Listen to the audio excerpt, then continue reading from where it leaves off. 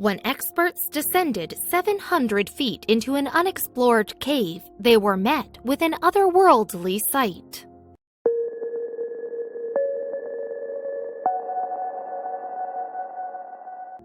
It's October 2019, and a group led by Max Wisshak make their way along an unexplored cave passageway. They're in New Mexico's Lechuguilla cave, discovered in 1986 and located in the Carlsbad Caverns National Park. In the years since Lechuguilla's discovery, cavers have surveyed many miles of the underground labyrinth. But what Wisshak and his colleagues now find in this previously unseen section surprises and delights them.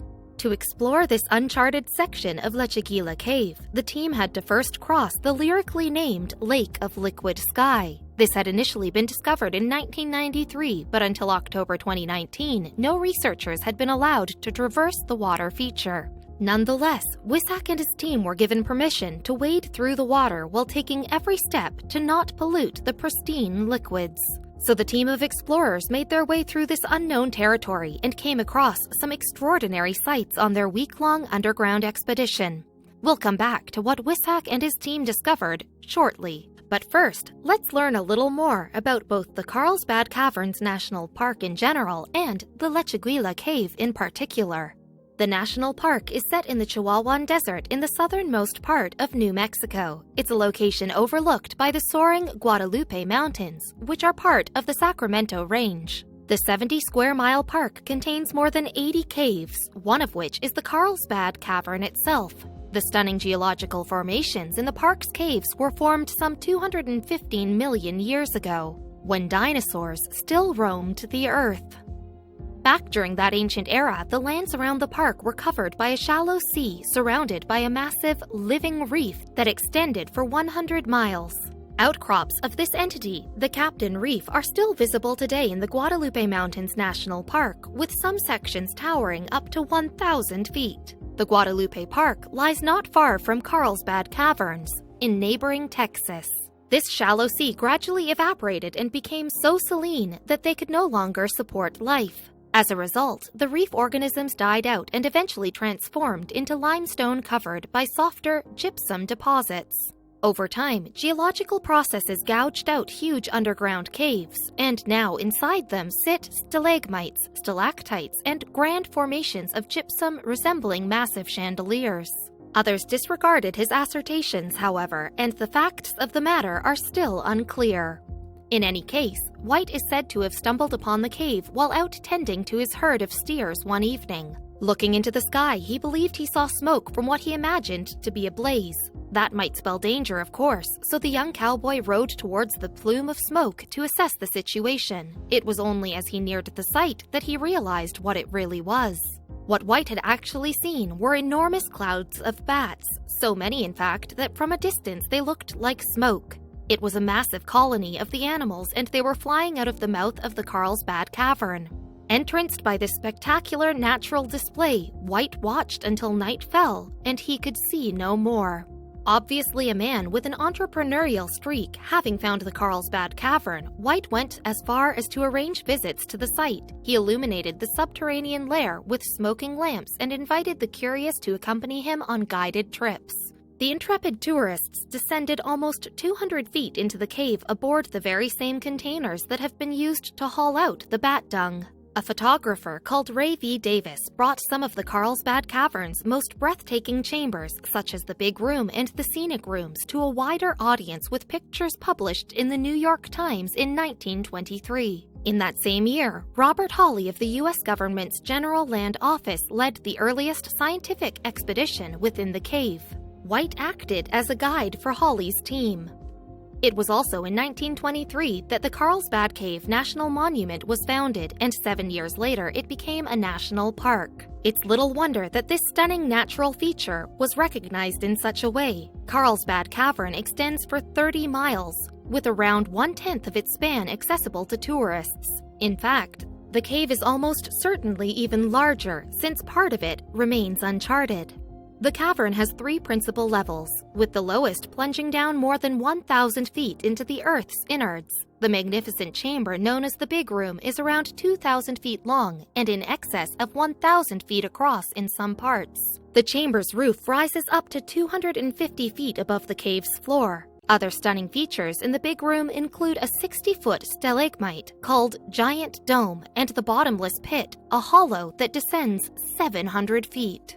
Then there's the section of the Carlsbad Cavern called the Bat Cave, which has nothing to do with Bruce Wayne's campaign against Gotham City's bad guys. Instead, it's where those bats that led Jim White to the Carlsbad Cave in 1896 live. Around 1 million of them roost there and then dramatically flock out at dusk throughout the summer months.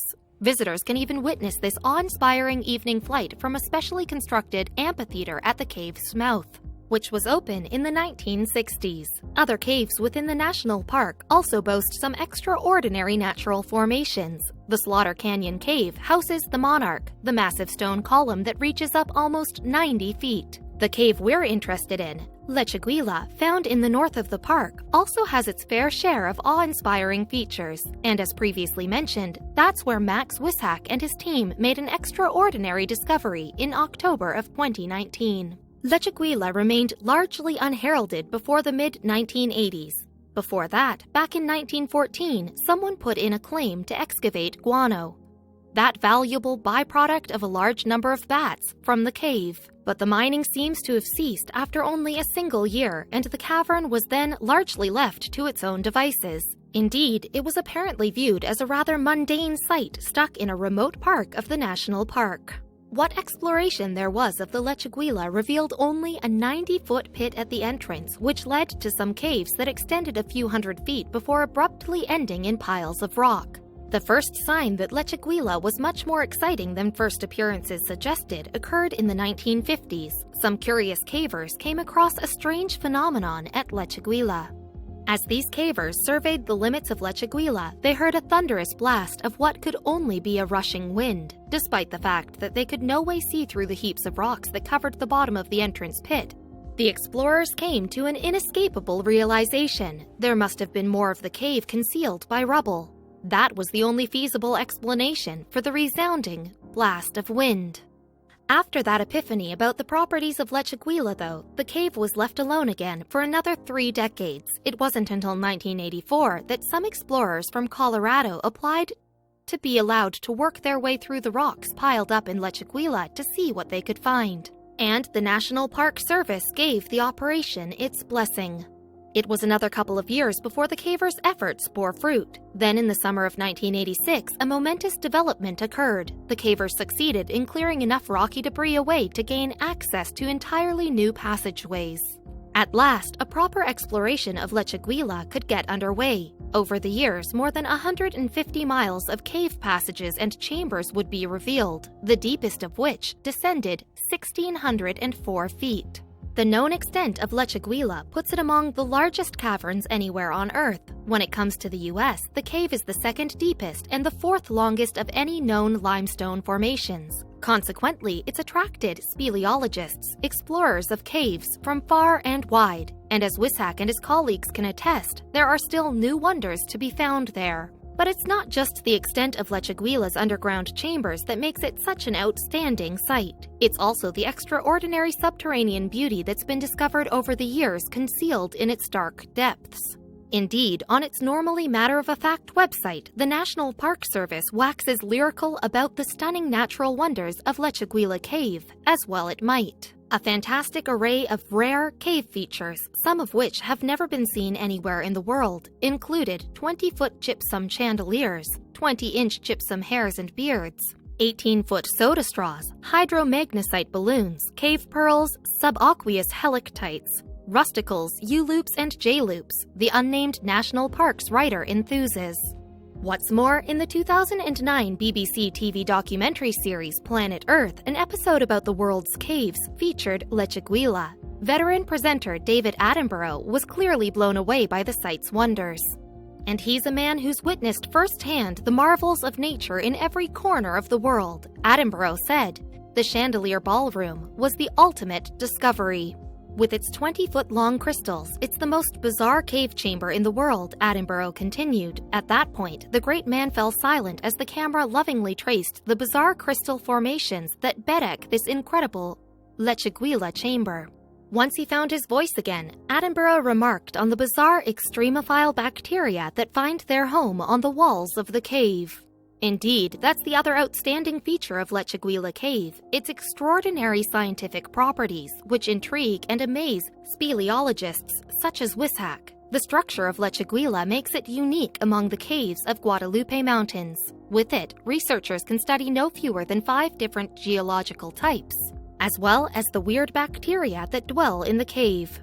We'll get to Wisshak's 2019 expedition and his groundbreaking finds in a moment, but it's well worth a quick digression to hear about another explorer who came to Lechuguilla before him. Journalist Michael Taylor journeyed through the passages with a team in 2002 for the popular PBS science show Nova, and Taylor described the hardships of cave exploration in vivid detail. We lay 1,200 feet, more or less, beneath the desert, down countless rope pitches and miles of tortuous passage from the single entrance to Lechuguilla Cave, he wrote on the PBS website. The cave's constant humidity, which had kept us sweating for hours as we made our difficult way down, now leached away warmth. We stank of the day's work, our funk blending with Lech's peculiar soil and metal odor. My bare arms and legs were caked with soil, sweat, and blood from inevitable encounters with sharp rocks, along with gritty bits of white aragonite that we had acquired while squeezing through a tight formation-lined tube, Taylor continued. You get the idea. Exploring Lechuguilla's depths is no picnic. Taylor also described how the geology of Lechuguilla had confirmed what had previously been a controversial theory about cave formation. Conventional thinking had been that caves were formed by groundwater running downwards. But another theory said that limestone caves could be formed by strong chemical reactions between ancient groundwater and hydrogen sulfide rising from a deep subterranean source. Evidence collected underground in the Lechuguilla cave showed that that theory of water rising from below and setting off reactions that formed the caves was indeed correct. Hydrogen sulfide had turned to sulfuric acid, and this in turn had eaten up the limestone. Like gasoline poured into a styrofoam cup, as Taylor asserted, this cave had clearly built itself from the bottom up rather than the top down. It's time that we got back to Wisshak and his October 2019 expedition, which he described in the January 2020 edition of NSS News, the National Speleological Society's magazine. The members of Wisshak's team were Andy Armstrong, Hazel Barton, James Hunter, Beth Courtwright, and Sean Thomas. Before their expedition, the researchers had to complete a detailed plan that was assessed and approved by the Carlsbad Caverns National Park's Cave Resources Office. To reach the part of the cave they wanted to survey, the team first had to traverse to the lake of liquid sky. The Cave Resources Office allowed them to do this only if none of the researchers came into skin contact with the water. They achieved this by donning safety suits that are normally worn by nuclear reactor workers. After they crossed the 50-foot expanse of water, which is 5 feet deep in parts, the team was in new territory. Although the lake had first been discovered as long ago as 1993, no explorers had been allowed to cross it since then. At the far side of the water, the researchers entered 350 feet of spacious and highly decorated passage. Once past the lake, the scientists used cutting-edge Disto-X technology alongside classical note-taking and sketching to make highly detailed maps of the cave's interior. This handheld equipment is a paperless system that allows surveyors to record data collected underground. It's a gadget that makes subterranean surveying in difficult conditions a lot easier. Once over the lake, the team came across a selection of rare minerals. These included exquisite bluish and yellowish barite crystals, a rare discovery that particularly enthused Wisshak, who plans to release detailed information about the minerals. What's more, the crystals gave this unexplored passage its name, Barite Boulevard, and this stretch yielded another extraordinary discovery, one that would attract the attention of the non-scientific world. As the Kansas City Star described it in June 2020, the team had come across a pool surrounded by white frosted rock and filled with an odd-looking liquid that resembles a thick lime yogurt. Carlsbad Caverns National Park's Chief of Natural and Cultural Resources, Rodney Horrocks, said, "This pool has been isolated for hundreds of thousands of years and had never seen light before that day." Wisshak corrected a few details in the Kansas City Star report. Although the photograph of the pool appeared to show thick lime yogurt, in fact, the water was crystal clear, but transformed by a trick of the light. And the pool's white frosted rock? More of those rare barite crystals that Wisshak is so enthused by.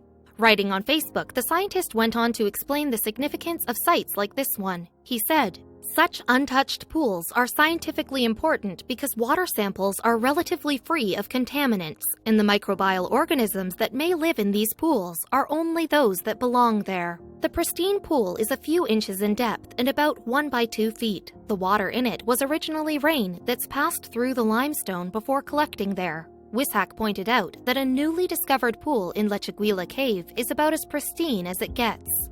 And the team could be well satisfied with their work. In 8 days, they'd surveyed 4,000 feet of previously uncharted passages, bringing the total of explored tunnels in Lechuguilla over the 150-mile mark.